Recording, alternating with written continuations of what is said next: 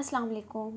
Today we are going to discuss ecological matrices, जिन्हें हम biodiversity matrices भी कहते हैं और इकोलॉजिकल इंडिकेटर्स भी कहा जाता है। बेसिकली जो एक इकोसिस्टम होता है ना, उसमें जितने कंपोनेंट्स होते हैं उन सब के बारे में हमें पता चलता है इन मैट्रिसेस से।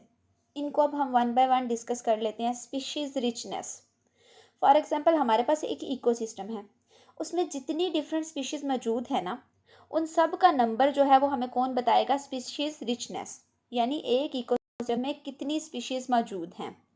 इसका स्पीशीज इवननेस, अब देखें वही इकोसिस्टम है, उसमें डिफरेंट नंबर ऑफ स्पीशीज जो है मौजूद हैं। हर स्पीशीज के डिफरेंट जो हैं नंबर्स हैं, किसी का नंबर ज़्यादा हो सकता है, किसी का नंबर कम हो सकता है।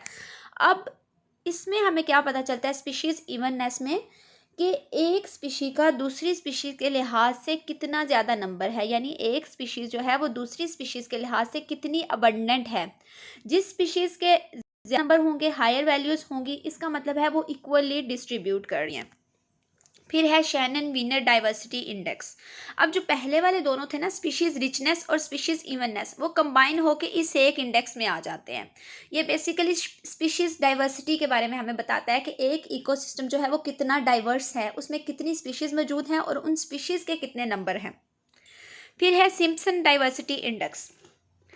अब ये भी मेजर ऑफ डाइवर्सिटी है, ठीक है, और प्रोबेबिलिटी बताता है डिफरेंट स्पीशीज़ की।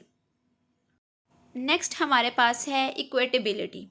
अब ये बिल्कुल सेम है स्पीशीज़ इवननेस से। ये भी हमें यही बताता है कि स्पीशीज़ कितनी इवनली डिस्ट्रीब्यूट है। हमने कहा था ना स्पीशीज़ इवननेस में कि जिस स्पीशीज़ का ज़्यादा नंबर होगा इसका मतलब है वो इक्वली डिस्ट्रीब्यूट है। तो इक्विटेबिलिटी, जिसको हम जे से शो कर रहे हैं, वो भी हमें यही बताता है कि एक इकोसिस्टम में स्पीशीज़ किस तरह डिस्ट्रीब्यूट हैं, इवन डिस्ट्रीब्यूशन है या नहीं। स्पीशीज़ अबंडेंस डिस्ट्रीब्यूशन, अब ये हर स्पीशी की अबंडेंस के बारे में हमें बताता है। रिलेटिव अबंडेंस के, रिलेटिव अबंडेंस का क्या मतलब है कि एक स्पीशी की दूसरी स्पीशीज़ के लिहाज से, फॉर एग्जांपल अगर एक स्पीशीज़ के 15 मेंबर्स हैं तो दूसरी स्पीशीज़ के कितने मेंबर्स हैं, इस लिहाज से एक दूसरे से कंपेयर करके हमें ये इंफॉर्मेशन जो है वो प्रोवाइड करता है। फिर है कम्युनिटी सिमिलैरिटी इंडेक्स। अब हमारे पास दो इकोसिस्टम्स हैं, उनमें कितनी सिमिलैरिटी है ये हमें पता चलेगा कम्युनिटी सिमिलैरिटी इंडेक्स से, क्योंकि ये बेसिकली सिमिलैरिटी को कंपेयर कर different communities and ecosystems. Beta diversity, beta diversity क्या है? वही डिफरेंट इकोसिस्टम्स हैं, स्पीशी कंपोजिशन में चेंज कितना है, ये हमें कौन बताएगा? बीटा डाइवर्सिटी से पता चलेगा हमें। लैंडस्केप मैट्रिसेस, एक लैंडस्केप है, उसका स्ट्रक्चर कैसा है, उसका पैटर्न कैसा है, उसकी शेप कैसी है, ठीक है, इन सब के बारे में इंफॉर्मेशन हमें किससे मिलेगी? लैंडस्केप मैट्रिसेस से।